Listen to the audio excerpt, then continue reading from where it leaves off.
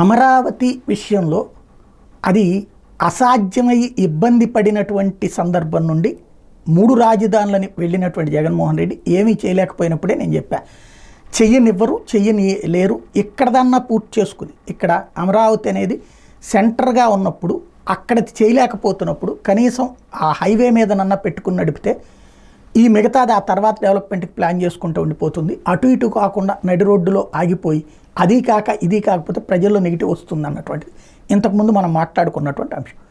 అందుకే ఇప్పుడు అమరావతి కడుతున్న దాంట్లో ఏది చేస్తున్నా సరే పాజిటివ్గానే ప్రొజెక్ట్ చేస్తుంది. ఎందుకంటే ఏదో ఒక రాజధాని కావాలి మనకి. రాజధాని అనేది లేని రాష్ట్రంగా కంటే రాజధాని అనేటటువంటిది ఇప్పుడు సెక్రటేరియట్ అయి ఉన్నాయి కాబట్టి అదే క్యాపిటల్. బట్ అదొక మహానగరంగా రూపుదిద్దాలి అంటే ఏదో ప్రయత్నం చేస్తున్నారు. ఆ ప్రయత్నానికి ముందైతే మనం సహకరిద్దాం, ప్రోత్సహిద్దాం. ఎందుకంటే ఆల్టర్నేటివ్ ప్లాన్ ప్రజలు తిరస్కరించారు. 3 రాజధానులను ప్రజలు తిరస్కరించినప్పుడు మనం ఎందుకు సమర్థించుకోవాలి? అప్పుడు అదే సందర్భంలో అమరావతిని వాళ్ళు సమర్థించబట్టినే కదా 164 సీట్లు ఇచ్చింది. కాబట్టి అక్కడ చేసే ప్రతి పని కూడా ఇప్పుడు నిన్న నారాయణ గారు చెప్పారంటూ వైసీపీ వాళ్ళు ఒకటి హైలైట్ చేస్తున్నారు. ఇది ప్రపంచ బ్యాంకు వాళ్ళు కూడా డబ్బులు ఇయ్యనన్నారు.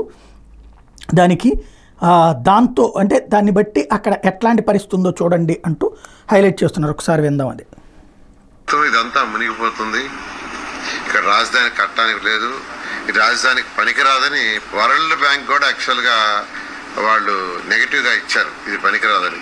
ఇది వ్యాపారం.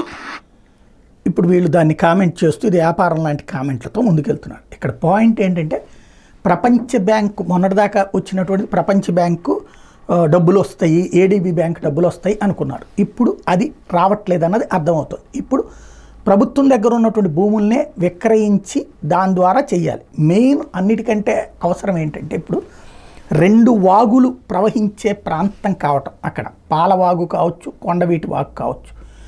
ఆ వాగులు ప్రవహించేటటువంటి ప్రాంతంలోని నీటిని ఒడిసి పట్టి కాలువల ద్వారా రిజర్వాయర్ల ద్వారా అందులోకి నింపి ఆ నీళ్ల సమస్య ఈ ముంపు ప్రాంతం కానియకుండా 52,000 ఎకరాలతో పాటు ఇప్పుడు తీసుకుంటున్న దగ్గరగా ఒక 60-70 వేల ఎకరాలని అందులో ఇప్పుడు వీటి కోసం ఒక 1,000 ఎకరాలు ఏమో వీటి కోసం పెట్టి టోటల్గా చేస్తామని చెప్తున్నారు.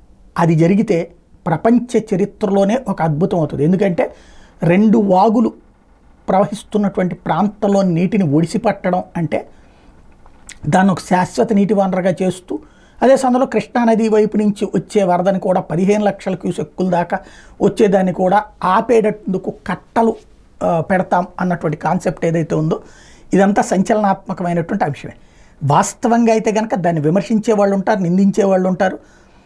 విశ్లేషించినప్పుడు అది అంత ఆషామాషి కాదు అనేది ఖచ్చితంగా అనిపిస్తుంది. కానీ నేనేమంటానంటే ప్రజలు మ్యాండేట్ ఇచ్చారు, దానికి చేసేటందుకు ప్రణాళిక ప్రభుత్వం దగ్గర ఉందంటోంది. అది చేయనిద్దాం. ఏమీ లేని దానికంటే ఏదో ఒకటి చేసి ఇదే సక్సెస్ అయిందనుకోండి, రేపు ప్రపంచం అంతా కూడా మనల్ని చూసి ఫాలో అవుతుంది కదా. ఫెయిల్ కాకూడదని కోరుకుందాం.